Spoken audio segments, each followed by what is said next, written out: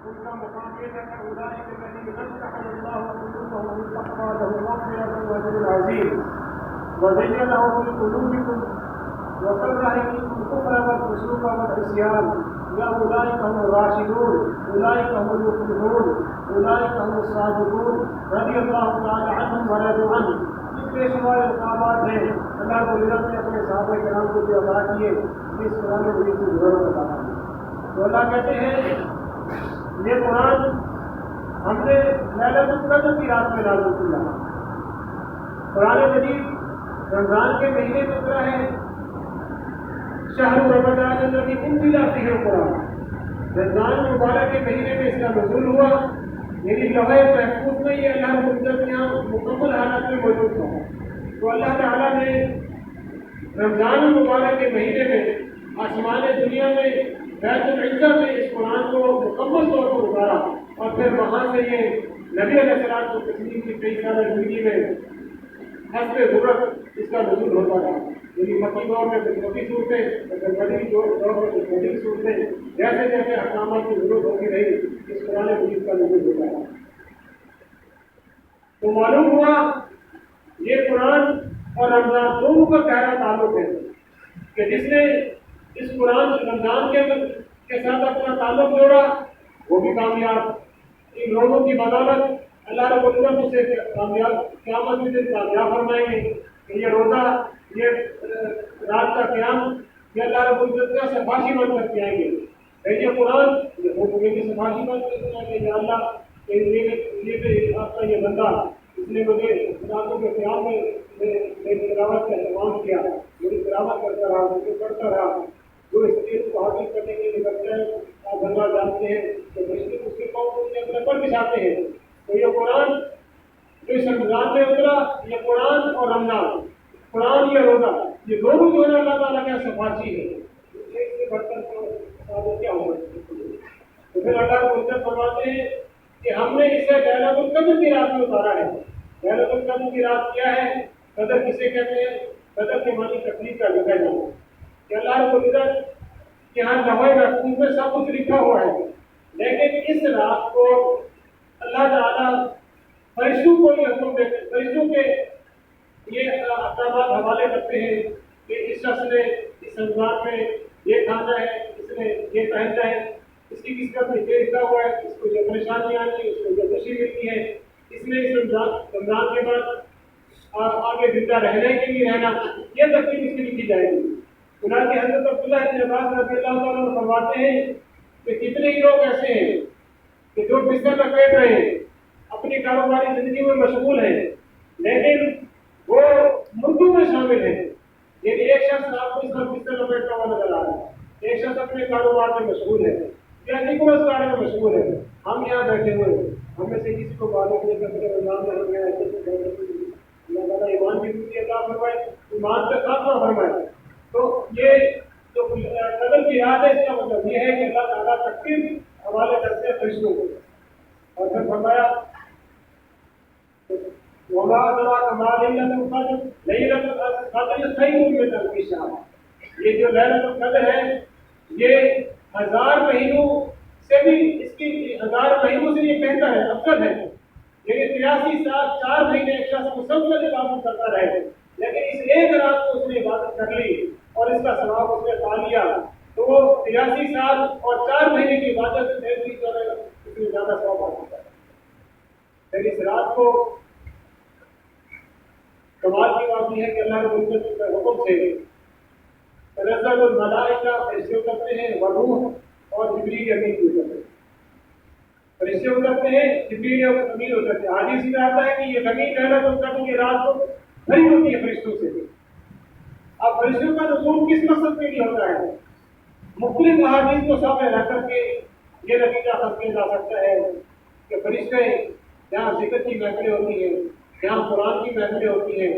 جہاں دین کی باتیں ہوتی ہیں فرشتے ان محافل کو آگے بڑھ لیتے ہیں اور ان کے اوپر ان محافل کے اوپر ان فرشتوں کے ڈھانپ لینے کی وجہ سے رحمت کا نزول ہوتا ہے سکونت کو بڑھتی ہے اور فرشتے ان کے لیے دعائیں کرتے ہیں کہ یا اللہ یہ دیکھیں باقی میں جو دنیا ہے لوگ ہیں جو بازاروں میں مشغول ہیں، جو اپنے کاموں میں مشغول ہیں، لیکن یہ لوگ اس وقت آپ کی عبادت کے لیے یہاں مخصوص ہیں، آپ کے ذکر کے لیے مخصوص ہیں، دین کی باتیں سننے کے لیے یہاں بیٹھے ہوئے ہیں، تو یہ فرشتے ان کی سفارش کرتے ہیں اور پھر فرمایا کہ سلام بھی حتی مطلع، یہ جو سلامتی ہے یہ طلوع فجر تک رہتی ہے۔ اب لیلۃ القدر لوگوں نے سب سمجھ رکھا ہے کہ یہ بھی ہمارا ایک فیشن آ گیا ہے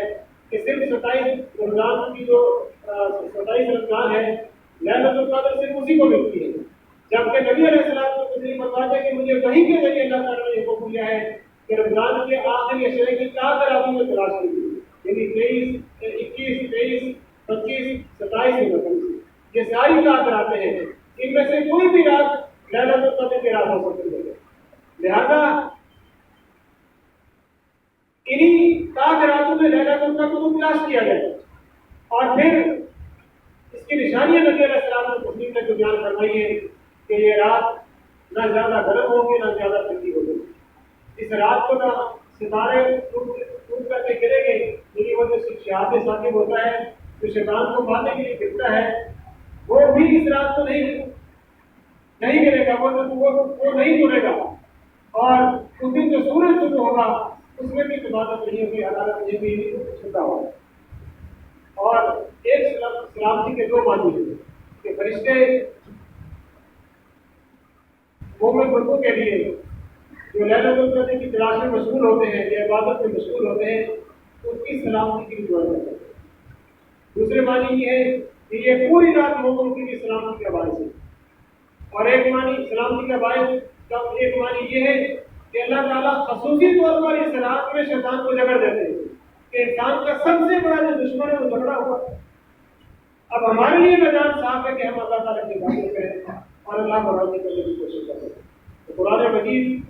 جس کے پڑھنے پہ اللہ رب العزت نے ثواب عطا فرمایا ہے، ایک حرف کے برابر 10 نیکیاں ہیں، اور فرمایا کہ الف لام میم یہ ایک حرف نہیں ہے بلکہ الف حرف، لام حرف، میم حرف، الف الگ حرف ہے، لام الگ حرف ہے، میم حرف ہے، الف لام میم کہنے سے 30 نیکیاں ملتی ہیں۔ لیکن صرف مقصد یہ نہیں ہے کہ اس کی تلاوت کریں، تلاوت کا دوسرا معنی یہ ہے، یعنی ایک پڑھنا ہے، دوسرے سے معنی اس کا تدبر کرنا ہے، غور سے کرنا ہے۔ یہ جو ہمیں اللہ تعالیٰ نے کتاب دی ہے، مقدس کتاب دی ہے، آخر اس میں لکھا ہوا کیا ہے؟ یہی پڑھیں گے، یہی سمجھیں گے تو انشاءاللہ کامیابی ہوگی۔ تو بہرحال قرآن مجید جو یہ بخار نے سنایا ہے اس کا مقابلہ بہت بہت بڑا ہے۔ اللہ تعالیٰ قیامت کے دن انہیں ان کی بدولت ان کے والدین کو تاج پوشی فرمائیں گے، ان کے خاندان کے افراد کی ان کے خاندان کے جو لوگ ہوں گے اس نامے اسلام کی وجہ سے سفارش قبول ہوگی، اور ان کے درمیان یہ ہوگا کہ اللہ تعالیٰ حکم دیں گے کہ الف لام میم کہ الف سے شروع ہو کر کے ناس کی سین تک پڑھتا جاؤ اور اپنے درجات پہ چڑھتا جاؤ، کتنا بڑا مقام ہے۔ اور پھر یہ نہیں کہ جتنا یاد ہونے میں اللہ تعالیٰ نے نہیں آرام آرام سے ڈر کے بعد ترتیب کے ساتھ پڑھ اور پڑھتا جا چڑھتا جا، یہ مقام ہے۔ آج ہم اس علاج کرتے ہیں آپ پہ ایسا ہونا چاہیے جو جس کے بعد شہر جیسے